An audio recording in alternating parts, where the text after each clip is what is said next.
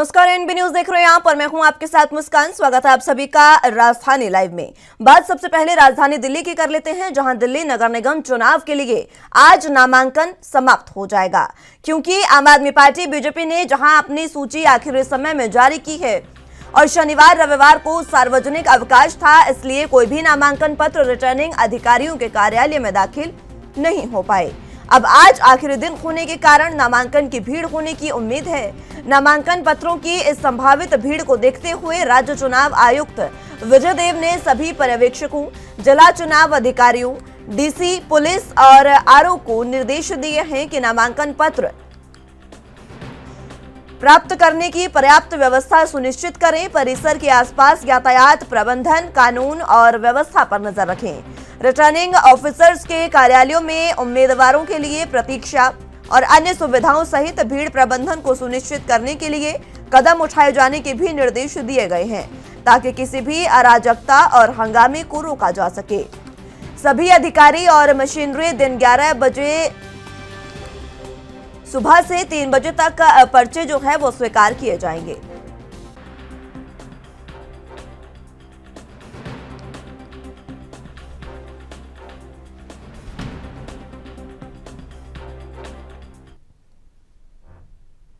इस खबर पर जरा जानकारी के लिए दिल्ली से संवाददाता राजीव तिवारी हमारे साथ मौजूद हैं। राजीव, फिलहाल अगर बात की जाए नामांकन की, तो आज एमसीडी चुनाव के लिए नामांकन का आखिरी दिन है। किस तरीके की स्थितियां देखने को मिल रही है और कुछ ही समय में नामांकन भी दोबारा से भरने शुरू हो जाएंगे, क्या कुछ अहम जानकारी? देखिए, यहाँ पर बात करें जिस तरीके से आम आदमी पार्टी की, भाजपा की और कांग्रेस की, तो तीनों ने ही लास्ट समय पर ही कह सकते हैं नॉमिनेशन जो उम्मीदवारों की सूची है वो जारी की गई है। और यहाँ तक कि अब शनिवार और रविवार की वजह से छुट्टी थी और इसकी वजह से कहीं ना कहीं जो जिन लोगों के लिए उम्मीदवार थे उन लोगों को नॉमिनेशन भरने के लिए कहीं ना कहीं दिक्कतें आई। मगर आज जो है वो लास्ट समय है, यानी कि आज 14 नवंबर है और आज लास्ट दिन है नॉमिनेशन दाखिल करने का। मगर आज जिस तरीके से नॉमिनेशन भरने के लिए सुबह 11 बजे से लेकर 3 बजे तक का समय निर्धारित किया गया है और उसके अंदर कहीं ना कहीं ये भी उम्मीद जताई जा रही है कि उम्मीदवार जो है वो भारी संख्या के अंदर हर कह सकते हैं एसडीएम के पास जो है उपस्थित हो सकते हैं और लगातार कहीं ना कहीं अपने नॉमिनेशन भरने की जो अंतिम तिथि है उसका कहीं ना कहीं इस्तेमाल कर सकते हैं। अगर नॉमिनेशन किसी कारणवश गलत होता है तो उसकी जो जांच भी की जाएगी और यहाँ तक कि जो नॉमिनेशन वापस लेने की जो तिथि है वो 16 नवंबर तक के लिए है और यानी कि 19 नवंबर वापसी ली जाएगी। यानी कि जो फॉर्म जो भरे जाएंगे उसकी जो जांच होगी वो 16 नवंबर तक होगी और उसकी जो वापसी लेने की जो तिथि होगी वो 19 नवंबर होगी। मगर यहाँ पर जिस तरीके से आज सुनिश्चित हो जाएगा कि कौन कौन उम्मीदवार जो है वो कौन अपने फॉर्म भर पाते हैं या फिर कहे फॉर्म नहीं भर पाते हैं। मगर दूसरा जो निगम के जो चुनाव है उसके लिए जरूर आज उम्मीदवार जो है वो अपने नाम दाखिल कर देंगे और सुनिश्चित होता हुआ नजर आएगा कि कौन कौन सी पार्टियों की तरफ से कौन कौन से दावेदार जो है वो कैसे चुनावी मैदान के अंदर उतर पाएंगे। जी राजीव, अगर बात की जाए कांग्रेस की, तो कांग्रेस ने भी बिल्कुल आखिरी समय अपनी सूची जारी की है। ऐसे समय में जो प्रत्याशी है वो 250 जो प्रत्याशी है वो किस तरीके से नामांकन कर पाएंगे आज के दिन? कुछ बीजेपी के भी है, कुछ आम आदमी पार्टी के भी है। भीड़ बहुत ज्यादा हो जाएगी रिटर्निंग ऑफिसर्स के यहाँ, तो किस तरीके की सुविधाएं की गई हैं इसको लेकर? देखिए, यहाँ पर बात करें सुविधाओं की तो पीआर की बात करें, यहाँ पर क्या है रजिस्ट्रेशन ऑफिसर की बात करें तो वहां पर लगातार पुलिस व्यवस्था भी की गई है, फायर का इंतजाम भी किया गया है। एसडीएम के साथ साथ यहाँ तक कि सिविल डिफेंस के और दिल्ली पुलिस के जवान भी लगाए गए हैं ताकि हर तरीके से भीड़ को कंट्रोल किया जा सके और जो नॉमिनेशन दाखिल करने वाले हैं उनके साथ जो जितनी भीड़ आती है या फिर ढोल नगाड़े लेके आते हैं उनको भी कहीं ना कहीं बदूर ही रोका जाएगा और यह भी कोशिश की जाएगी कि हर तरीके से माहौल जो है वो शांत बना रहे, क्योंकि कई बार झड़प भी देखने को मिलती है। मगर यहाँ पर हर तरीके से ये कोशिश की जाएगी किसी भी तरीके की घटना ना घट सके और नॉमिनेशन जो है वो शांतिपूर्ण हो सके। मगर यहाँ पर बात करें कांग्रेस की तो कांग्रेस ने भी एक दिन पहले ही यानी कि कल रात को ही कहीं ना कहीं कह सकते हैं नॉमिनेशन की लिस्ट जो है वो जारी की गई है। भाजपा की जो बचे हुए 18 उम्मीदवार थे उनकी भी लिस्ट जो है कल रात को ही जारी की गई है लगभग 12:30 बजे करीब। मगर लास्ट मूवमेंट पर कह सकते हैं तीनों ही पार्टियों ने अपने अपने दावेदार जो है या फिर कहे उम्मीदवार जो है उनकी लिस्ट जो है जारी की गई है, जिससे कहीं ना कहीं जो उम्मीदवार है या कह सकते हैं जो दावेदार है वो लगातार कहीं ना कहीं आखिरी मोमेंट पर किस तरीके से अपने अपने फॉर्म जमा कर पाएंगे, जो 21 और 22 फॉर्म नंबर है उसको किस तरीके से भरेंगे, ये सारी प्रक्रिया जो है वो आज देखने को मिलेगी। अगर जो लोग आज फॉर्म नहीं जमा कर पाएंगे उनके लिए सिर्फ ये कह सकते हैं कि आज लास्ट समय है और उसी के अंदर ही उनको जमा करना होगा। अगर नहीं कर पाते हैं तो वो इस दौर से बाहर होते हुए नजर आएंगे। मगर यहाँ पर जिस तरीके से निगम की बात करें, निगम चुनावों की बात करें, तो कल से उनका प्रचार जो है वो लगातार देखने को मिलेगा और प्रचार के साथ साथ एक दूसरे के ऊपर आरोप भी लगाए जा सकते हैं। जी, कल से प्रचार जो है वो शुरू हो जाएगा। नामांकन वापस लेने की तारीख राजीव क्या रहने वाली है, और ये जो नामांकन वापस लिए जाएंगे, नहीं पता है कि कौन कौन नामांकन वापस ले सकता है। और कई ऐसा भी है कि आम आदमी पार्टी के भी एक पार्षद जो है, पूर्व पार्षद है, जिन्होंने बहुत हाई वोल्टेज ड्रामा किया, वो टावर पर चढ़ गए क्योंकि उनका टिकट कटा है। इस तरीके की स्थितियां भी अब आने वाले समय में देखने को मिलेगी तमाम पार्टियों में। देखिए बिल्कुल सही कहा आपने। यहाँ पर मुस्कान जिस तरीके से बात करें, यहाँ पर जो आम आदमी पार्टी के पूर्व कह सकते हैं निगम पार्षद थे उनका नाम काटा गया है, ये कहा जा रहा है उनकी तरफ से। और वो कल कह सकते हैं पूरा ड्रामा भी किया उन्होंने, कह सकते हैं ट्रांसपोर्ट के ऊपर भी चढ़े थे, यानी कि बिजली ट्रांसपोर्ट के ऊपर चढ़कर भी उन्होंने ड्रामा किया। उसके बाद में पुलिस बल के द्वारा उनको उतारा भी गया। मगर यहाँ तक कि ये भी आरोप लगाया गया उनके द्वारा कि आम आदमी पार्टी ने उनका जो टिकट है वो काट कर किसी और को दिया गया, यानी सीधे सीधे बड़े आरोप जरूर देखने को मिले। और यही हंगामा जो था कल भाजपा कार्यालय के बाहर भी देखने को मिला।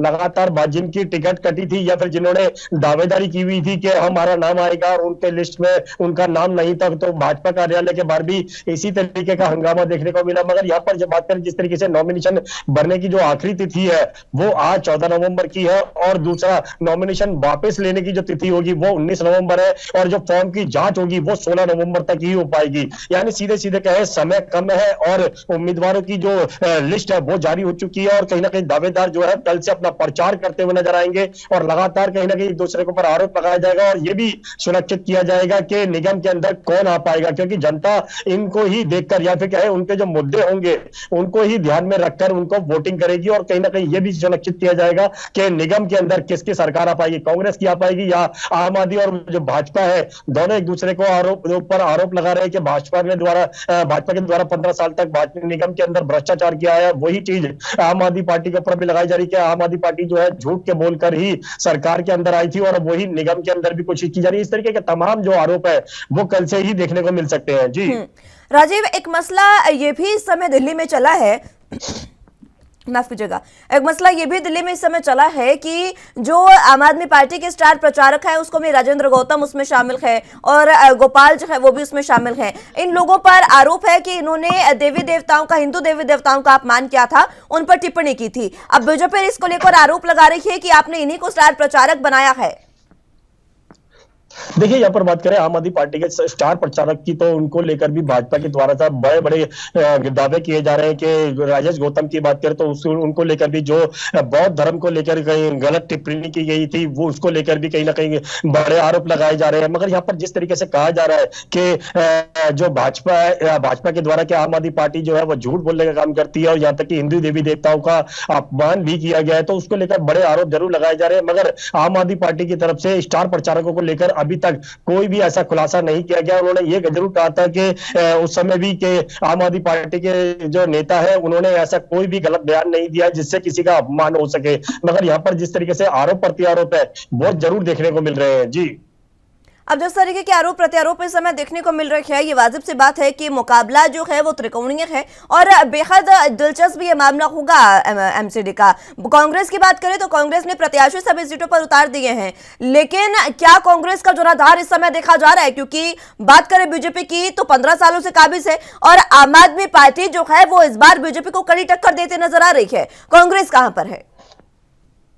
देखिए यहाँ पर एक चीज और समझनी होगी। जिस तरीके से बात करें मुस्कान के भाजपा की बात करें तो भाजपा निगम के अंदर बिल्कुल 15 साल तक रही है और यहाँ तक कि आम आदमी पार्टी के द्वारा बड़े बड़े कसते आरोप भी लगाए गए थे। आम आदमी पार्टी की बात करें तो 2017 के अंदर भी पहले एक बार मुकाबला किया जा चुका है, मगर उस समय भी कहीं ना कहीं आम आदमी पार्टी को जीत नहीं मिल पाई थी। और अब कहीं ना कहीं दावा किया जा रहा है कि आम आदमी पार्टी ही निगम के अंदर आएगी, क्योंकि भाजपा के द्वारा भ्रष्टाचार किया गया है निगम के अंदर, बड़े आरोप जरूर लगाए गए हैं। मगर यहाँ पर बात करें कांग्रेस के तो कांग्रेस के द्वारा भी लास्ट मोमेंट पर उनकी सूची जो है वो जारी की गई है नामों की। यहाँ पर जिस तरीके से बात करें, जो कांग्रेस के जो चुनिंदा दावेदार है, जो जिन्होंने पहले भी कहीं ना कहीं निगम के अंदर अपनी सीट अपनी जगह बनाई थी, उन्हीं के ऊपर ज्यादा दाव खेला गया कांग्रेस की तरफ से। बात करें नबी करीम के इलाके की यानी रामनगर की, तो वहां पे भी सोनक्षा के नाम की जो महिला है वो पहले भी निगम पार्षद रह चुकी है और दोबारा से ही उनके ऊपर भी दोबारा से कांग्रेस ने दाव लगाया। तो कहीं ना कहीं ये कोशिश की जा रही है कि कांग्रेस के जो अंदरून घर है उनको नहीं छोड़ा जाए, उनके ऊपर भी खास मोमेंट मौका दिया जाएगा और उन्हीं को कम से कम ये कोशिश की जाएगी कि उनसे उनके द्वारा निगम के अंदर दोबारा से कांग्रेस आ सके। मगर देखना होगा कांग्रेस कितना मुकाबला दे पाती है, यानी कि सीधे सीधे कहें तो टक्कर जो है वो भाजपा और आम आदमी पार्टी के बीच में है, मगर कांग्रेस भी अपनी जगह बनाती हुई कोशिश करेगी कि उनकी भी जगह बनती हुई नजर आए। जी ठीक है राजीव, बहुत शुक्रिया आपका हमारे साथ जुड़ने के लिए और तमाम अहम जानकारी हम तक पहुंचाने के लिए।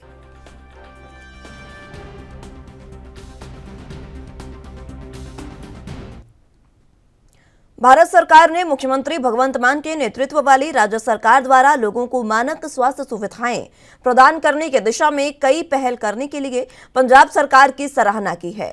भारत सरकार नियमित रूप से अलग अलग विधियों के द्वारा राज्यों में एनएचएम की प्रगति की निगरानी करती है। सबसे महत्वपूर्ण विधि है कॉमन रिव्यू मिशन की जाती है। सीआरएम के अंतर्गत सरकारी अधिकारियों, जन स्वास्थ्य विशेषज्ञों, विकास हिस्सेदारों के जनप्रतिनिधियों और सिविल सोसाइटी संस्थाओं को एक टीम अलग अलग राज्यों के क्षेत्रीय दौरा करती है। सीआरएम का उद्देश्य लोगों के नजरिए से प्रोग्राम को लागू करने का मूल्यांकन करना है। डिप्टी डायरेक्टर जनरल आयुष, स्वास्थ्य और परिवार कल्याण मंत्रालय डॉक्टर ए रखू के नेतृत्व में 16 सदस्यीय 15वीं कॉमन रिव्यू मिशन टीम ने 4 से 11 नवंबर तक राज्य का दौरा किया, जिस दौरान इसमें फिरोजपुर और रूपनगर जिलों का दौरा किया गया। राज्य सरकार द्वारा की जा रही पहलों का पूर्ण संतुष्टि जाहिर करते हुए टीम ने राज्य की प्रशंसा की और कहा कि राज्य में अधिक से अधिक संस्थागत प्रसूति हो रहे हैं और गर्भवती महिलाओं को सभी स्वास्थ्य सुविधाओं में मानक खुराक मुहैया कराई जा रही है और ज्यादातर महिलाओं को डीबीटी के द्वारा जीएसवाई की अदायगी की जा रही है।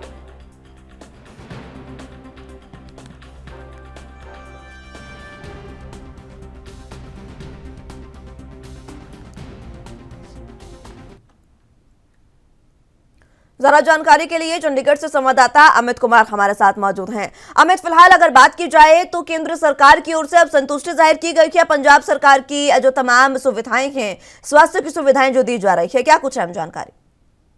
हाँ जी मुस्कान, सही तौर पे बात करें तो एक प्रायोरिटी रही है। अगर हम कहें कि जब मान सरकार इलेक्शंस लड़ रही थी या फिर हम कहें कि कैंपेनिंग कर रही थी, तब उनकी तरफ से गारंटी दी गई थी कि पंजाब के हेल्थ सेक्टर को सुधारा जाएगा, पंजाब के हेल्थ सेक्टर को दिल्ली मॉडल की तरह डेवलप किया जाएगा। और उसमें एक मेन प्रायोरिटी उनकी मोहल्ला क्लिनिक्स थी, जिन्हें हम कह सकते हैं पंजाब में आम आदमी क्लिनिक का नाम दिया गया।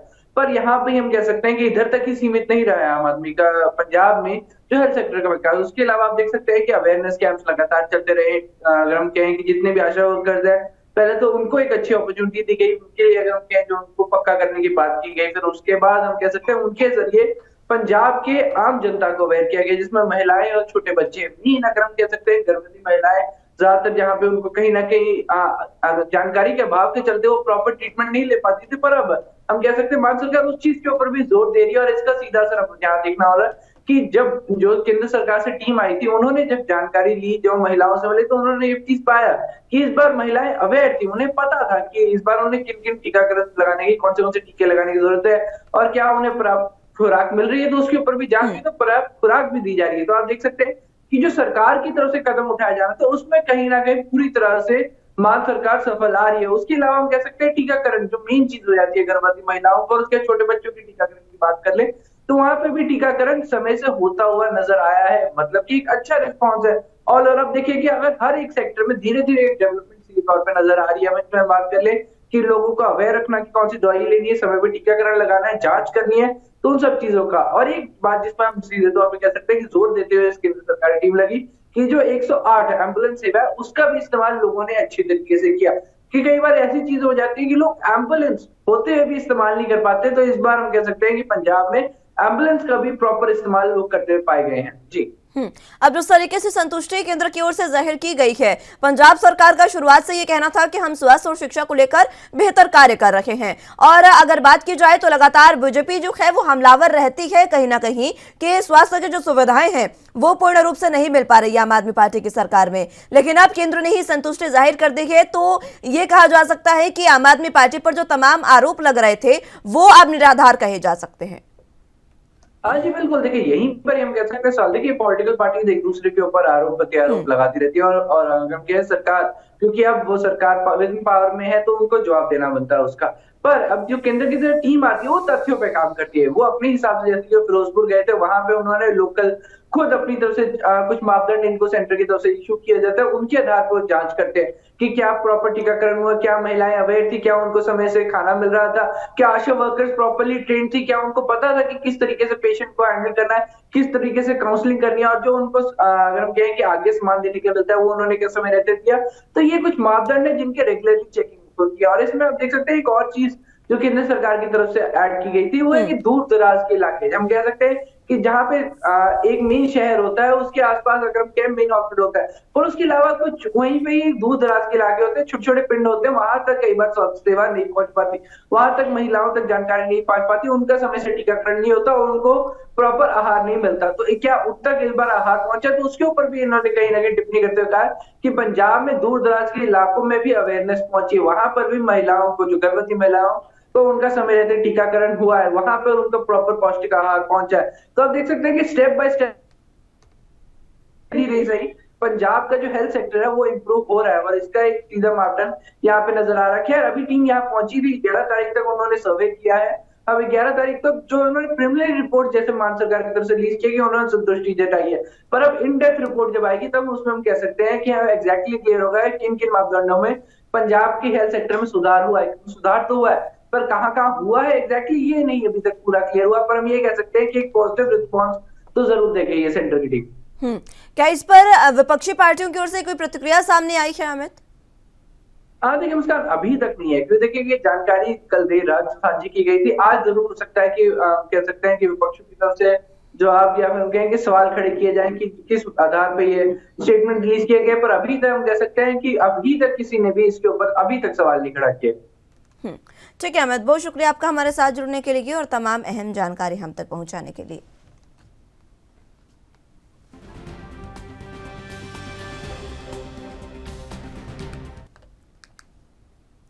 चलिए तो खबरों में आगे बढ़ते हैं। दिल्ली एमसीडी चुनाव के लिए कांग्रेस पार्टी ने अपने सभी 250 उम्मीदवारों की सूची जारी कर दी है। दिल्ली कांग्रेस कमेटी की तरफ से पत्र जारी कर इसकी जानकारी दी गई। आपको बता दें कि एमसीडी चुनाव के लिए अब तक आम आदमी पार्टी ने अपने सभी 250 उम्मीदवारों के नामों की घोषणा कर दी है, जबकि बीजेपी ने भी बचे हुए 18 प्रत्याशी जो हैं उनकी घोषणा जो है वो कर दी है। बीजेपी जल्द ही ये जो घोषणाएं है वो कल देर रात कर दी गई है, जिसके बाद आज नामांकन का आखिरी दिन है। दिल्ली कांग्रेस के ट्विटर हैंडल पर लिस्ट को ट्वीट किया गया है, जिसमें लिखा गया, दिल्ली नगर निगम चुनाव के लिए कांग्रेस पार्टी ने सूची जारी की है। मेरी चमकती दिल्ली का संकल्प लेकर सभी प्रत्याशी पूरे दमखम के साथ लोकतंत्र के इस पर्व में हिस्सा लेंगे। आपको बता दें कि दिल्ली नगर निगम में 250 वार्ड हैं। एमसीडी चुनाव के लिए 4 दिसंबर को मतदान कराए जाएंगे और मतों की गिनती 7 दिसंबर को होगी। एमसीडी पर 15 सालों से बीजेपी का कब्जा रहा है और इस बार उसे आम आदमी पार्टी से तगड़ी टक्कर भी मिल रही है। विभिन्न मुद्दों को लेकर आम आदमी पार्टी बीजेपी पर हमलावर भी है।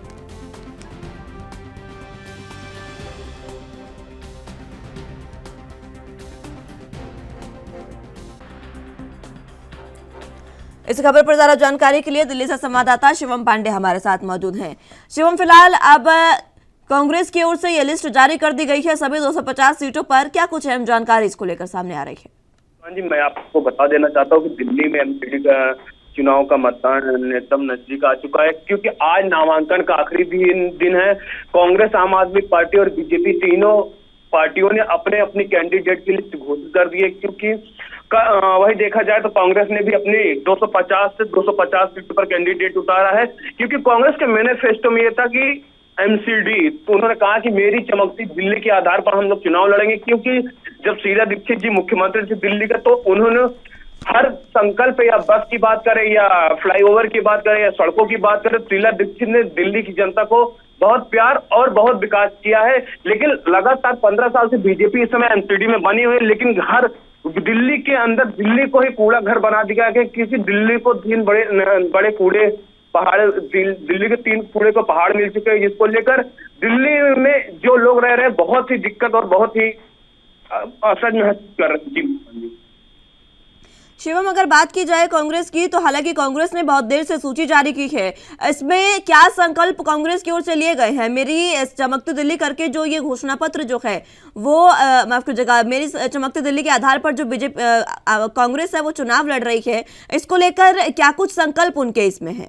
बिल्कुल आपने सही कहा कि जो कांग्रेस ने मेरी चमकती दिल्ली के आधार पर मैनिफेस्टो जारी किया, उसमें उन्होंने दिया है कि पहला मुद्दा उन्होंने कहा कि जैसे शीला दीक्षित जी हमारे दिल्ली के अंदर विकास किया उसको करेंगे, लेकिन साफ सफाई को ध्यान में रखते हुए जो चीज आम आदमी पार्टी नहीं कर पाई और बीजेपी नहीं कर पाई, उसको हम करके दिखाएंगे, क्योंकि जनता जानती है, जनता को गवाह की जरूरत नहीं होती, क्योंकि जनता जानती है कि शीला दीक्षित ने जिस हिसाब से दिल्ली के लिए काम किया, क्योंकि कांग्रेस का एक वो हो गया है कि शीला दीक्षित के आधार पर ही दिल्ली में एमसीडी चुनाव को लेकर मैदान में उतरे हुए हैं। जी, बात करें बीजेपी और आम आदमी पार्टी की, तो उनका भी मैनिफेस्टो जारी हो चुका है और उन्होंने पूरे दिल्ली को कूड़े के ढेर दिल्ली से हटाने की बात की गई है, लेकिन क्या कांग्रेस की ओर से ऐसा कोई संकल्प लिया गया? जी बिल्कुल आपने सही कहा कि आम आदमी पार्टी और बीजेपी की बात करें तो आरोप प्रत्यारोप की इस समय राजनीति तगड़ी कर दिल्ली में देखने को मिल रही, सियासत इस समय तेज से गरमाई है। लेकिन कांग्रेस का यह भी कहना है कि अगर हमारी सरकार एमसीडी में हमारी सीट ज्यादा आती है, हम विजय होके आते हैं, तो हम भी कूड़ा घर को हटवाएंगे। बाकी दिल्ली में जितनी साफ सफाई है जैसे शीला दीक्षित जी की सरकार में होती थी, उस हिसाब से हम करके दिखाएंगे, क्योंकि दिल्ली की जनता हमारी जनता है। क्योंकि शीला दीक्षित ने पहले भी दिल्ली की जनता को बहुत प्यार दिया था और दिल्ली की जनता भी शीला जी को बहुत प्यार दिया इसको लेकर। लेकिन आम आदमी पार्टी और कांग्रेस लगातार आम आदमी पार्टी और बीजेपी लगातार बनी हुई, लेकिन देखने को नहीं मिल रहा, क्योंकि केंद्र में आम आदमी बीजेपी है और राज्य में आम आदमी पार्टी। लेकिन जहां भी विकास की बात किया जाए, धरातल पर विकास देखने को नहीं मिल रहा है। जी मुस्कान जी, धरातल में विकास देखने को नहीं मिल पा रहा है, लेकिन जिस तरीके से आज नामांकन का आखिरी दिन भी है और रात ही कांग्रेस ने ये 250 जो उम्मीदवार है उनके लिस्ट जारी की है, ये सभी प्रत्याशी क्या आज नामांकन पूर्ण रूप से कर पाएंगे? जी बिल्कुल आपने सही कहा कि कल देर शाम कांग्रेस ने अपने ट्विटर हैंडल से 250 लोगों का नामांकन लिस्ट जारी किया कि हमारे प्रत्याशी कैंडिडेटों का लिस्ट जारी किया कि अब हम भी कांग्रेस ये न सोचे कि बीजेपी और आम आदमी पार्टी कांग्रेस का ही पीछे है, लेकिन कांग्रेस अपनी मजबूती के साथ, क्योंकि हम एक बड़ी पार्टी और पुरानी पार्टी, हम मजबूती के साथ 250 सीटों पर लड़ेंगे और हम कड़ा मुकाबला आम आदमी पार्टी को देने के लिए तैयार है। क्योंकि आम आदमी पार्टी सिर्फ झूठों की पार्टी बताई जा रही है, लेकिन ऐसा नहीं, हम 250 पे सीधा हमारे टक्कर, अनिल चौधरी ने कहा कि सीधा हमारे टक्कर आम आदमी पार्टी अरविंद केजरीवाल जी से है। जी अभी आज जिस तरीके से नामांकन का आखिरी दिन है, तमाम जो सुविधाएं हैं वो की गई है, 250 प्रत्याशी बीजेपी कांग्रेस के हैं और जबकि 18 प्रत्याशी की सूची बीजेपी ने भी जारी कर दी है और आम आदमी पार्टी के भी कुछ प्रत्याशियों का नामांकन जो है वो अधूरा है। ऐसे में आने वाले समय में जब ये तमाम जो प्रत्याशी है वो नामांकन करेंगे तो कई तरह के वाद विवाद भी देखने को मिल सकते हैं, उसको लेकर किस तरीके की स्थितियां जो है वो तमाम रिटर्निंग ऑफिस में की गई है? बिल्कुल आपने सही कहा कि 7 तारीख से नामांकन की प्रक्रिया शुरू है। आज नामांकन का आखिरी दिन है। दिल्ली एमसीडी चुनाव को लेकर जितने भी सेंटर बनाए गए नामांकन में जहां दाखिल करेंगे वहां पे हाई सिक्योरिटी दिल्ली पुलिस, बाकी सीसीटीवी कैमरे, लेकिन कहा जा रहा है कि केवल प्रत्याशी और उनके जो 1-2 सलाहकार है वही अंदर जाके नामांकन में, बाकी दल के साथ नहीं जा सकते, क्योंकि दिल्ली के अंदर जिस दिन घोषणा की गई एमसीडी चुनाव को लेकर उसी दिन आचार संहिता लगा दी गई, क्योंकि एक भी पोस्टर और बैनर देखने को नहीं मिल रहा है। ये देखते हुए दिल्ली सरकार चुनाव आयोग ने पूरी तरीके से इस बार कड़ी निगरानी में ही एमसीडी चुनाव करवा रही है। जी मुस्कान जी, बातें किस तरीके के सामने आ रही है, समीकरण क्या बन रहे हैं? क्योंकि कांग्रेस का कोई जनाधार हालांकि देखने को नहीं मिल रहा है, लेकिन क्या यह मुकाबला त्रिकोणीय कहा जा सकता है एमसीडी का? जी बिल्कुल, आपने कहा है कि सही कहा है कि कहीं ना कहीं कांग्रेस एक जमीनी स्तर से जो इस समय माहौल बना रही कि हम जमीनी स्तर से, क्योंकि हम वाद विवाद पर नहीं करते, हम प्रतिक्रिया नहीं देके, हम आरोप प्रत्यारोप नहीं, लेकिन इस समय दोनों पार्टियों ने जो विकास किया है, आम आदमी पार्टी की बात कर ले, बीजेपी की बात कर ले, लेकिन वो धरातल पर देखने को नहीं मिल रहा है। लेकिन हमारी जब एमसीडी में जल्दी सरकार बनेगी, क्योंकि हमने जमीन से जुड़े हुए लोगों का विकास किया, जमीन से जुड़े हुए लोग हैं, हम ऐसा कुछ करेंगे जिससे हमारी एमसीडी में ज्यादा से ज्यादा सीट और हम हमारे प्रत्याशी चुनकर आए।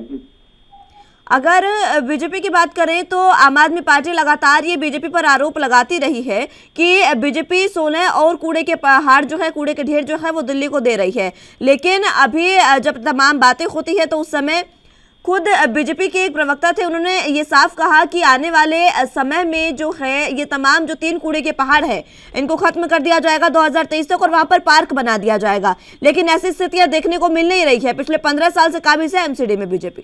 जी बिल्कुल, आपने सही कहा कि दिल्ली की जनता को सिर्फ 3 नए कूड़े के पहाड़, क्योंकि आम आदमी पार्टी की बात कर ले या कांग्रेस की बात कर ले, सिर्फ बीजेपी पर आरोप लगाते, बीजेपी उनको आबकारी नीति या स्कूल घोटाले या ये आरोप प्रत्यारोप की राजनीति एक दूसरे पर लग रही है। लेकिन जो धरातल पर स्थित दिल्ली के अंदर देखने को मिल रहा है वो जमीनी हकीकत वो देखने को नहीं मिल रहा है, क्योंकि विकास चुनाव आते, एमसीडी चुनाव या लोकसभा या विधानसभा, लेकिन बड़े बड़े जनता से वादे करके जाते हैं कि हम ये कर रहे हैं, हमारे मैनिफेस्टो में ये, लेकिन जब चुनाव जीतते हैं या बीजेपी, आम आदमी पार्टी या कांग्रेस, लेकिन धरातल पर जो स्थिति देखने को मिलती उससे जनता संतुष्ट नहीं होती। क्योंकि हमने कई इलाकों, कई क्षेत्र में गए, कई वार्डों में गए, कई लोगों से बात किया, लेकिन जो जमीनी हकीकत जमीनी स्तर पर देखने को वो नहीं मिल पा रही, चाहे बीजेपी सत्ता में हो या आम आदमी पार्टी या कांग्रेस।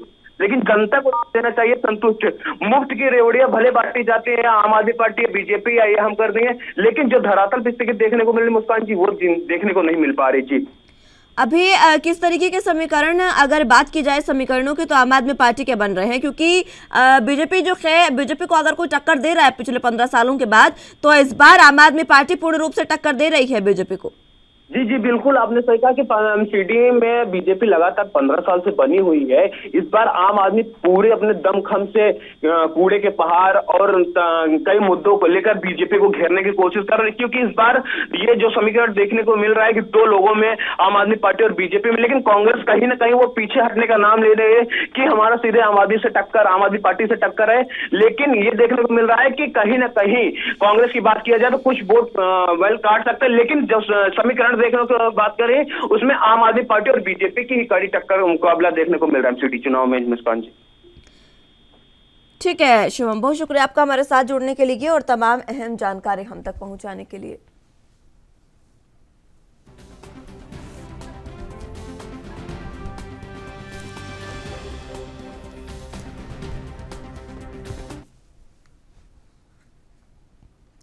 चलिए तो खबरों में आगे बढ़ते हैं। मुख्यमंत्री भूपेश बघेल 14 नवंबर को यानी आज राजधानी रायपुर सहित दुर्ग जिले में आयोजित विभिन्न कार्यक्रमों में हिस्सा लेंगे। निर्धारित कार्यक्रम के तहत हुए 14 नवंबर को 11 बजे राजधानी रायपुर स्थित मुख्यमंत्री निवास कार्यालय में आयोजित कार्यक्रम में नेहरू का भारत.com वेबसाइट का शुभारंभ भी किया जाएगा। मुख्यमंत्री बघेल 14 नवंबर यानी आज बाल दिवस के अवसर पर राजधानी के साइंस कॉलेज परिसर स्थित पंडित दीनदयाल उपाध्याय सभागार में दोपहर 12:45 पर बाल दिवस समारोह में शामिल होंगे। वे दोपहर 1:30 पर साइंस कॉलेज रायपुर से मुख्यमंत्री निवास भिलाई 3 के लिए कार द्वारा प्रस्थान करेंगे। मुख्यमंत्री इस दौरान शाम 5:30 पर खुर्सीपार स्टेडियम भिलाई पहुंचेंगे और वहां आयोजित भिलाई ओलंपिक खेल महोत्सव में भाग लेंगे।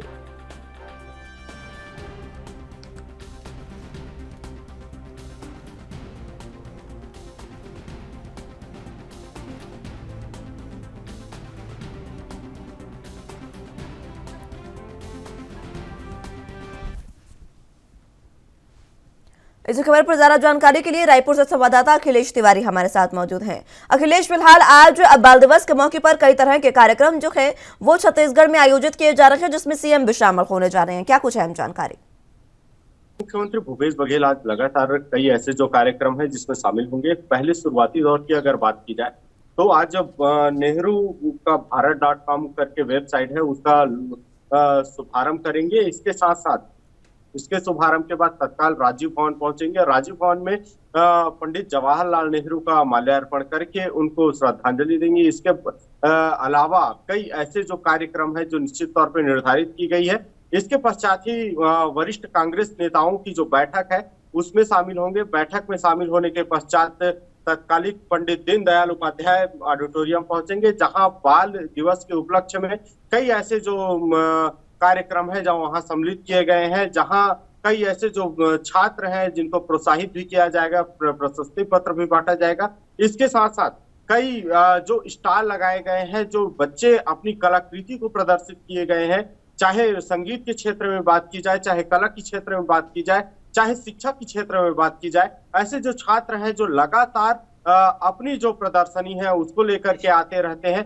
बीहड़ क्षेत्र, नक्सल क्षेत्र से जो बच्चे आए हुए हैं उनका सम्मान किया जाना है। कई ऐसे शिक्षक हैं, अभिभावक हैं जिनका सम्मान होना है। तो निश्चित तौर पर मुख्यमंत्री भूपेश बघेल पंडित दीनदयाल उपाध्याय ऑडिटोरियम में पहुंचेंगे। उसके पश्चात दुर्ग चले जाएंगे। दुर्ग में खेल मड़ई का आयोजन किया गया है। खेल मड़ई में इस तरीके से प्रारंभिक अवस्था की अगर बात की जाए तो लगभग वहां कई ऐसे जो खेल युवा क्लब की बात की जाए, जो मितान युवा क्लब है, उनके माध्यम से कई कार्यक्रम कराए गए हैं। तो इस तमाम जो कार्यक्रम है उसमें सहभागिता लेंगे मुख्यमंत्री भूपेश बघेल। उसके पश्चात फिर रायपुर लौट आएंगे। जी रायपुर अब वो जब जिस तरीके से जाएंगे तमाम कार्यक्रमों में वो शामिल होंगे, इसमें बच्चों के लिए क्या सौगात आज हो सकती है? एक वेबसाइट के बारे में आपने बताया, लेकिन इसके अलावा बच्चों के लिए क्या सौगात हो सकती है, क्योंकि बाल दिवस के मौके पर ये कार्यक्रम में जा रहे हैं सीएम?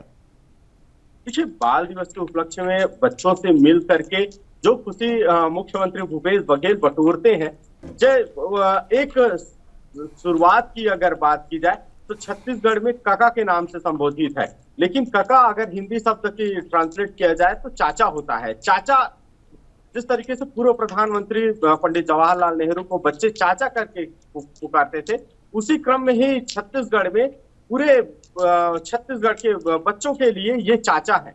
तो अपने मुख्य नेता को पास पा करके और अपने चाचा को पास पा करके बच्चे काफी उत्साहित रहते हैं। लोग चिल्लाते रहते हैं, काका जिंदा है, काका जिंदा है, काका जिंदाबाद। तो इससे ही प्रदर्शित होता है कि बच्चों में किस तरीके से मुख्यमंत्री भूपेश बघेल को लेकर के कितनी साफ छवि है। और छवि के अलावा अगर बात की जाए तो जो चाहने वाले लोगों की जो भीड़ लगी रहती है, हुजूम लगी रहती है, वो खासा तैयारी की बात होती है, क्योंकि यही है जो अपनत्व की भावना प्रकट करता है। और निश्चित तौर पे आज जो बच्चे हैं उनको एक बड़ी सौगात भी मिलने वाली है, क्योंकि बच्चों के प्रति जिस तरीके से मुख्यमंत्री भूपेश बघेल सुनते नजर आते हैं, भेंट मुलाकात में हमने देखा ही है कि जिस तरीके से मुख्यमंत्री भूपेश बघेल बच्चे चिल्लाते हैं कि हमको हेलीकॉप्टर में बैठा, उनकी जीत पूरा करने के लिए जितना भी प्रवीण सूची में आए बच्चे हैं उनको हेलीकॉप्टर में घुमाया जाता है। तो निश्चित तौर पे देखने को भी मिल रहा है तो मुख्यमंत्री भूपेश बघेल बच्चों के प्रति कितने उत्साहित रहते हैं और बच्चों को कितना मोहब्बत करते हैं, प्यार करते हैं। जी बिल्कुल। आज जिस तरीके से सीएम भूपेश बघेल बाल दिवस कार्यक्रम में शामिल होंगे तो कहा जा सकता है कि एक अलग ही छवि देखने को वहां पर मिल सकती है तमाम कार्यक्रम की। ये जो कार्यक्रम होने जा रहे हैं, किस तरीके के कार्यक्रम होंगे? इसमें रंगारंग कार्यक्रम भी होंगे या क्या क्या कुछ इसमें खास रहने वाला कार्यक्रमों में? देखिए, बच्चों को जो अगर कार्यक्रम की बात की जाए, पंडित दीनदयाल उपाध्याय ऑडिटोरियम जिस तरीके से कार्यक्रम का आयोजन किया गया है, तो समा बांधने के लिए निश्चित तौर पे शिक्षा का उद्देश्य बताने के लिए एक नुक्कड़ नाटक का कार्यक्रम का आयोजित किया गया है। इसके साथ साथ जो प्रदर्शनी किया लगाया गया है उसमें शिक्षा मंत्री प्रेमसाय सिंह टेकाम उपस्थित रहेंगे। इसके अलावा कई जो बड़े नेता हैं वो भी इसमें शामिल होंगे। तो निश्चित तौर पे बच्चों की जो प्रदर्शनी है, खास तौर से जो बच्चे नुक्कड़ नाटक करने वाले हैं, चाहे ट्रैफिक सिग्नल की बात की जाए या फिर यातायात व्यवस्था दुरुस्त करने को लेकर के जो बच्चों के द्वारा वहां प्रदर्शनी किया गया है, इसके साथ साथ नुक्कड़ नाटक किया जाएगा, ये आकर्षण का केंद्र बना हुआ है। इसके साथ साथ जो प्रयास स्कूल के जो बच्चे हैं, जो मुख बाधिर हैं, उनके द्वारा नुक्कड़ नाटक किया जाएगा। ये समा बांधने की जो कोशिश है वो किया जाएगा। निश्चित तौर पे जो बड़े बड़े जो कार्यक्रम का आयोजन किया गया है बच्चों के द्वारा किया जा रहा है, एक नया विकल्प के तौर पे भी देखा जा रहा है। और बच्चों को जो उत्साह करने की जो प्रेरणा मुख्यमंत्री भूपेश बघेल द्वारा किया जा रहा है वो देखने योग्य बात रहेगी। और इसके साथ साथ आसपास के जो बस्तर क्षेत्र के जो आदिवासी जो बच्चे पहुंचे हुए हैं, उनके द्वारा भी हसदेव बचाओ को लेकर के ही एक बड़ा कार्यक्रम किया जा रहा है। ये देश में खासा प्रभाव भी डाला जाएगा, क्योंकि हसदेव को बचाने के लिए जिस तरीके से वहां के आदिवासी लगे हुए हैं, तो ये एक अपने आप में ही बड़ा स्रोत माना जा रहा है और इस कार्यक्रम को लेकर के लोगों के अंदर जो जागरूकता फैलाई जाएगी और लोगों के अंदर एक बिगुल फूंका जाएगा, ये सबसे बड़ा, देश में भी ये सबसे बड़ा आकर्षण का केंद्र माना जाएगा। जी ठीक है अखिलेश, बहुत शुक्रिया आपका हमारे साथ जुड़ने के लिए और तमाम अहम जानकारी हम तक पहुंचाने के लिए।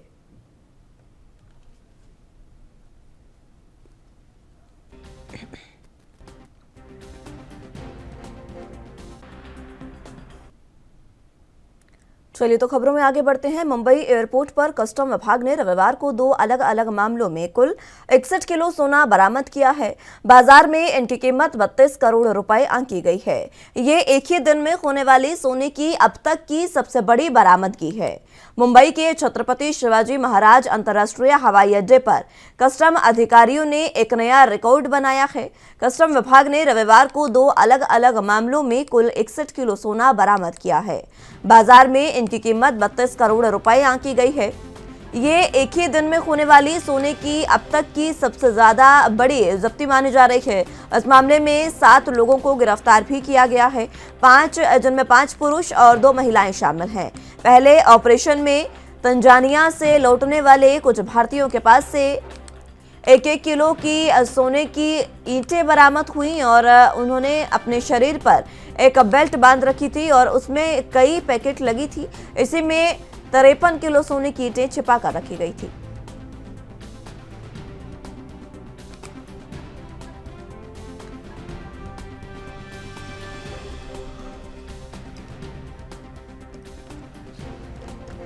तो आपको बता दें कि मुंबई एयरपोर्ट पर कस्टम विभाग को एक बड़ी जो कह सकते हैं कि कामयाबी हाथ लगी है अलग अलग मामलों में, जहां पर 61 किलो सोना उन्होंने बरामद किया है। बाजार में इस तमाम सोने की कीमत अगर आंकी जाए तो 32 करोड़ रुपए बताई जा रही है। इतनी कीमत का ये सोना जिसे अब कस्टम विभाग द्वारा जब्त किया गया है। आपको बता दें कि इसमें सबसे बड़ी अब तक की बरामदगी मानी जा रही है। 61 किलो सोने को बरामद किया गया है। 2 अलग अलग जगह से ये जो सोना है वो कस्टम ऑफिस की ओर से, कस्टम विभाग की ओर से बरामद किया गया है। इस मामले में 7 लोगों को गिरफ्तार भी कर लिया गया है। इन 7 लोगों की अगर बात करें तो इनमें 5 पुरुष हैं और जबकि 2 महिलाएं जो है वो इसमें शामिल बताई जा रही हैं।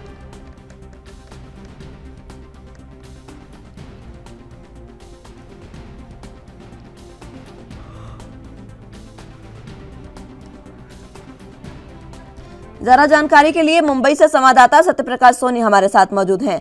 सत्यप्रकाश, फिलहाल जिस तरीके से 61 किलो सोना जो है वो बरामद किया गया है कस्टम विभाग द्वारा और कस्टम विभाग की अब तक की सबसे बड़ी जब्ती बताई जा रही है, क्या कुछ अहम जानकारी?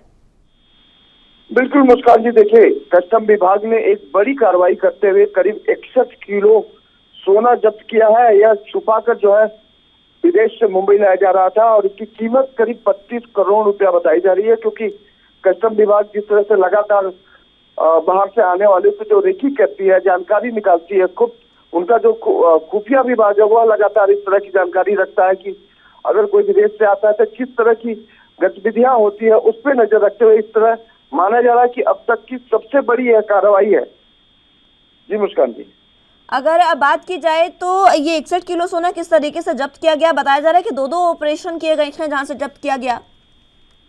बिल्कुल, देखिए यह सोना जो है सूटकेस के जरिए छुपाकर 1-1 किलो की ईंट जो है सोने की ईंट बनाकर के जरिए जो है यह मंगाई गई थी। हालांकि यह किसका और किसके जरिए लाया गया था इसकी जानकारी जो है अभी कस्टम विभाग कर रहा है। हालांकि जो स्थानिक पुलिस, सहार एयरपोर्ट की जो पुलिस है, उन्हें भी यह जिम्मेदारी दी गई है कि इसमें आगे की जांच भी आप करेंगे। लेकिन जिस तरह से लगातार यह बड़ी कार्रवाई हुई है, 2-2, 3-3 ऑपरेशन किए गए थे जिसमें यह कार्रवाई हुई है, क्योंकि कस्टम विभाग को पहले ही यह जानकारी मिल चुकी थी कि सोने की तस्करी होने वाली है। इसकी जांच जो है कस्टम विभाग कर रहा था और इसी कस्टम विभाग की जानकारी के तहत ये पूरी जानकारी मिली और उसमें ऑपरेशन चलाया गया। ऑपरेशन के बाद जो है ये 32 किलो सोना जब्त किया गया।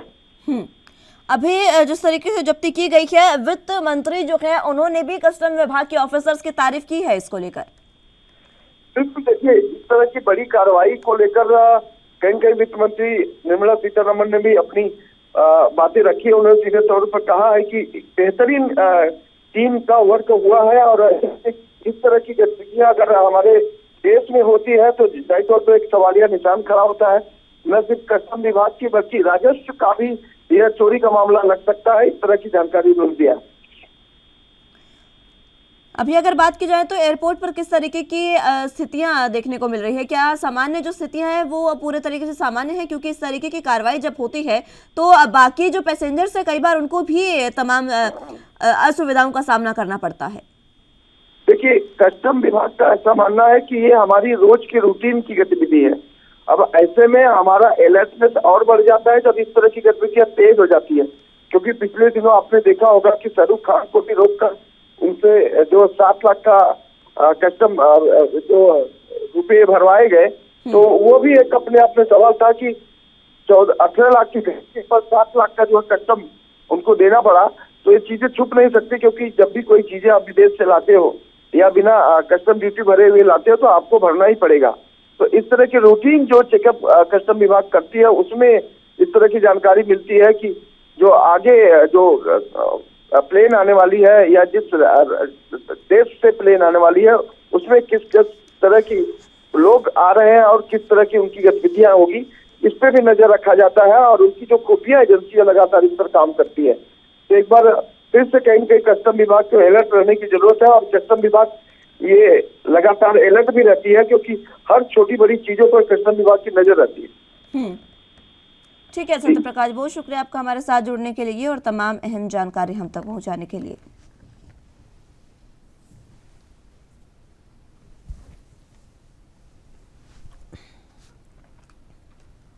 चलिए तो खबरों में आगे बढ़ते हैं। संयुक्त किसान मोर्चा के राष्ट्रीय प्रवक्ता और वरिष्ठ कांग्रेस नेता राकेश टिकैत आगामी 18 नवंबर को किच्छा पहुंचेंगे।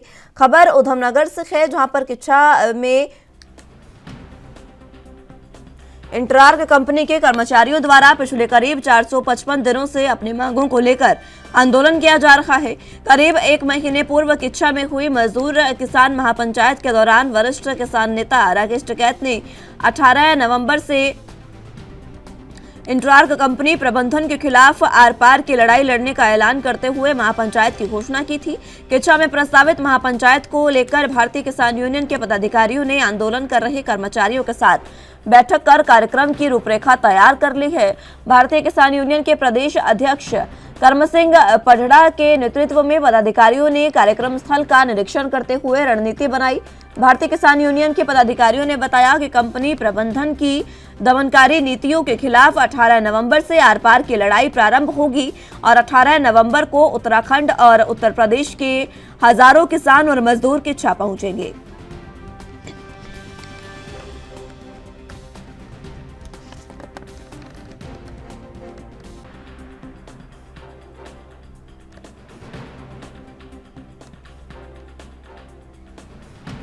जरा जानकारी के लिए संवाददाता अमित चौधरी हमारे साथ मौजूद हैं। अमित, फिलहाल किस तरीके से ये जो तमाम चीजें हैं अब महापंचायत की अगर बात की जाए तो वो इस समय किच्छा में होने जा रही है, क्योंकि 18 नवंबर को ये महापंचायत है। राकेश टिकैत भी इसमें पहुंचने जा रहे हैं। बिल्कुल मुस्कान, मैं आपको बता दूं कि यहाँ पर बात की जाए 15 महीनों से इंटर कंपनी के जो कर्मचारी हैं वो लगातार आंदोलन में हैं और अपनी मांगों को लेकर के, और उसको लेकर के आप कहीं ना कहीं यहाँ जो राष्ट्रीय संयुक्त किसान मोर्चा के राष्ट्रीय प्रवक्ता है ये राकेश टिकैत, उनकी तरफ से यहाँ पर एक आंदोलन की शुरुआत हो रही है। 18 नवंबर से वो किच्छा पहुंचेंगे और ये आंदोलन जो दिल्ली में जो यहाँ पर किसान आंदोलन हो रहा है उसकी तर्ज पे किया जाएगा। तो पूरी तरीके से बात की जाए यहाँ पर जो करीब 455 दिन से लगातार जो यहाँ पर जो कर्मचारी आंदोलन में थे उनको लेकर के कहीं ना कहीं अब महापंचायत की गई है और उस महापंचायत में निर्णय निकाला गया है कि जो किसान आंदोलन किया गया था उसकी तरफ से आंदोलन किया जाएगा और पूरी तरीके से यहाँ पर तालाबंदी की जाएगी कंपनी की। और उसके बाद लगातार अपनी मांगों को लेकर के जो कर्मचारी है वो लगातार बैठेंगे और उसका साथ कहीं ना कहीं यहाँ पर आगे टिकट देने वाले हैं। और किसान मोर्चे के जो पदाधिकारी हैं वो लगातार इसमें रहेंगे और हजारों की संख्या में 18 तारीख को यहाँ किसान पहुंचेंगे और जो आंदोलन यहाँ पर जो कर्मचारी कर रहे थे उनका कहीं ना कहीं साथ देने की बात लगातार की जा रही है। जी मुस्कान, अभी जिस तरीके से राकेश टिकैत की पहुंचने की भी बात यहाँ पर कही जा रही है, क्या कुछ जानकारी मिल पा रही किस तरीके की महापंचायत होने जा रही है अमित? क्योंकि यहाँ पर कर्मचारी पिछले लंबे समय से जो धरने पर है। बिल्कुल, मैं आपको बता दूं, यहाँ पर जो कंपनी है, इंटार्क कंपनी के प्रबंधन के खिलाफ यहाँ पर लगातार आर पार की जो लड़ाई लगातार लड़ी जा रही है, उसको कहीं ना कहीं अब निश्चित यहाँ पर रूप देने के लिए अब, क्योंकि किसान मोर्चा के जो यहाँ पर जो पदाधिकारी हैं, उन्होंने इन कर्मचारियों के साथ बैठक करी है और उस बैठक में निर्णय निकाला गया है कि 15 महीने से आप लोग आंदोलन में हैं, लेकिन अभी तक कंपनी की तरफ से कोई आपकी मांगों की सुनवाई नहीं की गई है और इस आंदोलन को अब एक बड़ा रूप दिया जाएगा, उसको लेकर के लगातार तैयारी की जा रही थी। 18 नवंबर को यहाँ पर राकेश टिकैत पहुंचेंगे और उन सभी कर्मचारियों का साथ देंगे और कहीं ना कहीं ये जो यहाँ पर जो महापंचायत की जाएगी, उस महापंचायत में निर्णय निकाला जाएगा कि किस तरीके से आगे जो रूपरेखा है आंदोलन की वो रहने जा रही है। और लेकिन सबसे बड़ी खबर मुस्कान यही है कि 18 तारीख को राकेश टिकैत यहाँ पर किच्छा पहुंचने वाले हैं और उसके बाद ये आंदोलन की जो रूपरेखा है वो काफी विकराल होगी और क्योंकि हजारों की संख्या में यहाँ लोग पहुंचने वाले हैं, किसान पहुंचने वाले हैं और जो लगातार जिस तरीके से यहाँ पर जो दमनकारी नीति कंपनी के द्वारा की जा रही है कर्मचारियों के लिए, उसको कहीं ना कहीं यहाँ पर एकजुट उसके खिलाफ उठाई जाएगी और उसकी तरीके से पूरी तरीके से राकेश टिकैत कहीं ना कहीं साथ देते हुए नजर आएंगे। जी मुस्कान, तैयारियां किस तरीके की इस महापंचायत को लेकर की गई हैं अमित? हाँ बिल्कुल, मैं आपको बता दूं कि यहाँ पर जो कंपनी का जो यहाँ पर गेट है वहाँ पर तंबू लगाकर यहाँ पर धरना देने की बात की गई है और उसको महापंचायत में जो कर्मचारी संगठन के जो लोग हैं वो यहाँ मौजूद रहने वाले हैं और यहाँ पर जो किसान मोर्चा के जो यहाँ पदाधिकारी वो मौजूद रहने वाले हैं, राकेश टिकैत यहाँ मौजूद रहने वाले हैं और तमाम वो लोग मौजूद रहने वाले हैं जो कहीं ना कहीं कंपनी से जुड़े हुए हैं और जिनका लगातार यहाँ पर उनको दिक्कतें हो रही थी और लगातार उनकी मांगों को नहीं माना जा रहा था और उसको लेकर के लगातार तैयारी की जा रही है। और 18 तारीख को यहाँ पर जब राकेश टिकैत पहुंचेंगे तो उसके बाद यहाँ पर जो हजारों की संख्या में लोग होंगे उनको संबोधित करने का कार्य राकेश टिकैत तरफ से किया जाएगा और एक आंदोलन को बड़ा रूप देने की कोशिश की जाएगी। जो लगातार 15 महीने से जो आंदोलन चल रहा था उसमें कहीं ना कहीं कोई निर्णय निकले, उसको लेकर के कंपनी में लगातार दबाव बनाने की बात की जा रही है। जी मुस्कान, अमित, बताया ये जा रहा है कि पिछले करीब 455 दिनों से ये जो आंदोलन है वो चल रहा है कर्मचारियों का।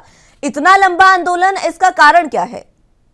हाँ बिल्कुल, मैं आपको बता दूं कि यहाँ जो इंटार कंपनी के जो कर्मचारी हैं उनकी तरफ से लगातार कई मांगों को लेकर के यहाँ पर जो मांग की जा रही थी और जब कंपनी की तरफ से वो सभी मांगे यहाँ पर जो जिसमें वेतन विसंगति की बात की जाए और यहाँ पर जो टाइम अवधि को लेकर के थी उस पर कहीं ना कहीं लगातार उसके साथ कई ऐसी मांगे थी जो लगातार कर्मचारी कंपनी के प्रबंधन से कर रहे थे, लेकिन कंपनी की तरफ से कोई आश्वासन नहीं मिला। उसको लेकर के यहाँ पर जो कर्मचारी संगठन है उनकी तरफ से यहाँ पर आंदोलन शुरू किया गया और सबसे बड़ी बात 15 महीने हो चुके हैं इस आंदोलन को, लेकिन अभी तक कंपनी प्रबंधन ने कोई भी सुध नहीं ली उन कर्मचारियों को। उसको देखते हुए यहाँ पर एक माह पूर्व किसान मोर्चा के यहाँ पर जो पदाधिकारी थे उनके साथ कर्मचारियों की बैठक हुई थी और इस आंदोलन को बड़ा रूप देने की बात की गई थी।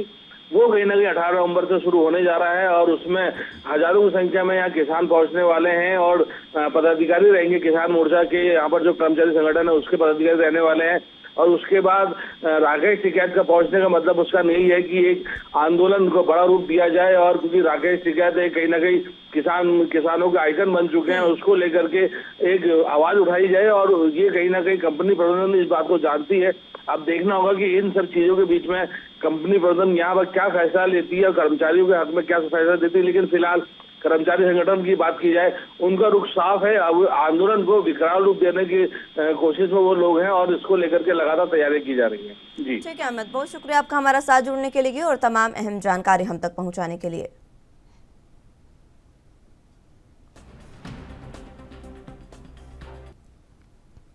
कश्मीर में अब आजादी, जिहाद, ऑटोनॉमी और सेल्फ रूल के नारों के दिन अब लद चुके हैं।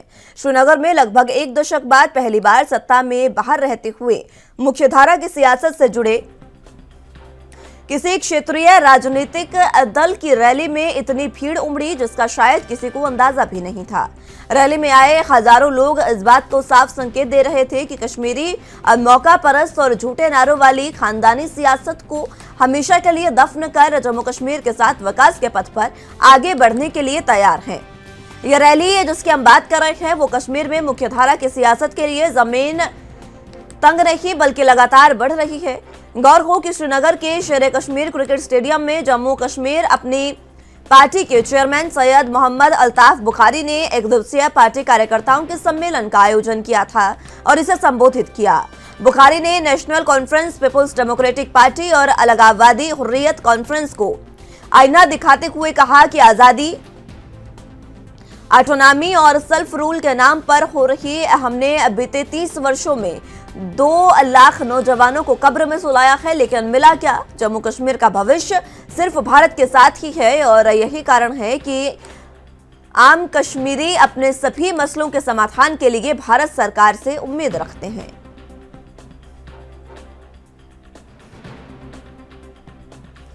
जरा जानकारी के लिए जम्मू कश्मीर से संवाददाता रविंद्र श्रीवास्तव हमारे साथ मौजूद हैं। रविंद्र, फिलहाल जम्मू कश्मीर में अगर एक रैली में इतनी भीड़ उमड़ती है तो ये किस ओर संकेत कर रही है? क्या जो समीकरण है वो बनते नजर आ रहे हैं चुनावी यहाँ पर? देखिए, समीकरण की अगर बात करें तो समीकरण जिस प्रकार से वहां पर भीड़ जुटी है वो समीकरण यही बता रहे हैं कि कहीं ना कहीं जो पहले की पार्टियां हैं, चाहे वो पीडीपी हो या एनसी हो, कहीं ना कहीं उनके दिन अब लद चुके हैं। हालांकि जिस प्रकार से कहा जाए रैली हुई है जम्मू कश्मीर अपनी पार्टी की तरफ से, वो बताता है कि लोग जो है वहां के बदलाव चाहते हैं और इतनी बड़ी रैली होना उन पार्टियों के लिए भी एक चिंता का विषय है जो लंबे अरसे से घाटी में अपनी लगातार पैठ बनाए हुए थी, चाहे उसमें नेशनल कॉन्फ्रेंस हो या पीडीपी हो। उन्होंने भी इस रैली पर नजर बनाई थी। हालांकि अल्ताफ बुखारी जो अपनी पार्टी के सर्वोपरि हैं, उन्होंने कहा है कि भारत के साथ ही हमारा जो है जाना अच्छा रहेगा, क्योंकि जिस प्रकार से कहा जाए आजादी के नारे लगते रहे हैं या जम्मू कश्मीर घाटी के लगातार जो युवा हैं वो आतंकवाद का राह चुनते रहे हैं। तो उन्होंने कहा कि हमने पाया क्या है, हमने अपने नौजवानों को खो दिया, आतंकवाद की राह पर वो चले गए। तो कहीं ना कहीं ये चीजें दर्शाती हैं कि जब अब वो दिन चले गए, वो लद गए दिन, जिस प्रकार से कहा जाए वहां पर हालात अब बदलते हुए नजर आ रहे हैं। धारा 370 टूटने के बाद कहा जाए तो वहां पर विकास जो है वो बड़े पैमाने पर हो रहा है। जहां कहा जाए कश्मीर घाटी के अंदर जहां थिएटर नहीं खुलते थे वहां थिएटर चल रहे हैं। कई पर्यटकों की बात करें तो बहुत ज्यादा पर्यटक जो है इस बार उन्होंने घाटी का रुख किया है। फिर से फिल्म इंडस्ट्री जो है वो घाटी पहुंची है। तो ये चीजें दर्शाती है कि घाटी के अब हालात बदल रहे हैं और यही चीजें सब जो हैं वो अपनी बुखारी ने कही है। और कहा जाए 30 वर्षों में कम से कम 2 लाख नौजवान जो है उनको कब्र में सुलाया गया है। उन्होंने कहा है हमें मिला क्या है, जम्मू कश्मीर का भविष्य जो है वो भारत के साथ ही है। यही कारण है कि आम कश्मीरी अपने सभी मसलों के समाधान के लिए भारत सरकार से उम्मीद रखता है। जी रविंद्र, जिस तरीके से ये तमाम बातें आपने बताई, इसमें क्या माना जाए कि क्या भारत सरकार जो है वो जम्मू कश्मीर यानी कि बीजेपी जो है वो जम्मू कश्मीर में कहीं ना कहीं अपनी पैठ बना रही है? जी देखिए, बीजेपी अपने स्तर पर लगी हुई है। हालांकि जब से धारा 370 टूटी है, राज्य का दर्जा जो है वो छीन लिया गया है, यूटी बना दिया गया है। लोग यही चाहते हैं कि हमें राज्य का दर्जा वापस मिले। हालांकि बीजेपी जो प्रदेश बीजेपी भी है वो भी यही कहती है कि जल्दी हम राज्य का दर्जा वापस लेंगे, लेकिन फिलहाल धरातल जाए तो वो फिलहाल मिलता हुआ नजर नहीं आ रहा है, क्योंकि जब तक चुनाव नहीं होंगे तब तक राज्य का दर्जा वापस नहीं मिलेगा। और भाजपा हालांकि वहां पर लगातार अपनी जनसभाएं कर रही है, हर एक क्षेत्र में जा रही है। जहां लाल चौक में तिरंगा नहीं फहराया जाता था, तिरंगा फहराया जा रहा है। भाजपा के कार्यकर्ता वहां जाकर तिरंगा फहराते हैं। तो ये चीजें दर्शाती हैं कि भाजपा भी लगातार वहां पर अपनी पैठ बनाने की कोशिश जो है वो कर रही है। कहीं ना कहीं उसमें कामयाब होती भी नजर आएगी, क्योंकि जिस प्रकार से अगर कहा जाए जम्मू संभाग की बात करें तो जम्मू संभाग में पहाड़ी लोगों को जो एसटी का दर्जा देने की बात जो है वो चल रही थी, उसको लेकर उन्होंने कहा है कि अब एसटी का दर्जा जो मिलेगा। तो कहीं ना कहीं देखा जाए तो भाजपा लगातार वो निशाने साध रही है जो बाकी की पार्टियां नहीं साध पाई थी, उन्हीं को वो अपने साथ मिलाकर जम्मू कश्मीर में अगर चुनाव होते हैं तो वो अपनी पैठ बनाएगी। जी ठीक है, लेकिन अब जिस तरीके से बात की जाए अल्ताफ बुखारी की, तो उन्होंने अपने संबोधन में क्या कुछ खास कहा जिससे युवाओं को प्रभावित किया गया? देखिए, उन्होंने साफ कहा है कि 5 अगस्त 2019 के बाद जो हालात पैदा हुए हैं, हमें उनसे आगे बढ़ने का फैसला लेने होगा। यह सच्चाई है कि न्यायपालिका भारतीय संसद की अनुच्छेद 370 लौटा सकती है, लेकिन उसके लिए कहा जाए तो संसद के अंदर उतने अपने मेंबर भी होने चाहिए। लेकिन कहीं ना कहीं जो पार्टियां लगातार निशाना साधा उन्होंने पीडीपी और खास करके एनसी को लेकर, उन्होंने यही कहा कि जो पार्टियां दावा कर रही हैं कि हम 370 लेकर आएंगे, वो कहीं ना कहीं बेवकूफ और मूर्ख बनाने वाली बातें जो है वो कर रही हैं। फिलहाल उन्होंने यही कहा कि हमें राज्य का दर्जा जो है वो हम वापस लेंगे, यहाँ के लोगों को रोजगार हो, एक आर्थिक हित सुनिश्चित रहे, यही हमारा मकसद है। और उन्होंने कहा केंद्र सरकार को यहाँ जल्द से जल्द चुनाव जो है वो करवाने चाहिए। और खास करके जिस प्रकार से कहा जाए कि आजादी और ऑटोनॉमी और सेल्फ रूल की जो बातें रूल के नाम पर जो हमने बीते 30 वर्षों में, उन्होंने ये भी कहा कि 30 वर्षों में, करीब 3 दशकों में कहा जाए जो 9 लाख माफी चाहूंगा 2 लाख नौजवान जो कब्र में चले गए, उन्होंने साफ कहा, जो इतनी बड़ी रैली आई थी, उन्होंने उन युवाओं से साफ कहा कि आप भारत के साथ आइए, उसी से हमारे सारे मसले हल होंगे और वही हमें जो है आगे का भविष्य जो है हमारा वो दिखा सकते हैं। तो कहा जाए कहीं ना कहीं जिस प्रकार से बाकी की पार्टियां लगातार अपनी पार्टी जो अल्ताफ बुखारी है उनको कहते हैं कि ये बीजेपी की सेकंड पार्ट है, बीजेपी का दूसरा पार्ट है, तो लेकिन कहा जाए हालांकि उन्होंने आईना उन पार्टियों को जरूर दिखाया है कि जिस प्रकार से। ठीक है रविंद्र, बहुत शुक्रिया आपका हमारे साथ जुड़ने के लिए और तमाम अहम जानकारी हम तक पहुंचाने के लिए।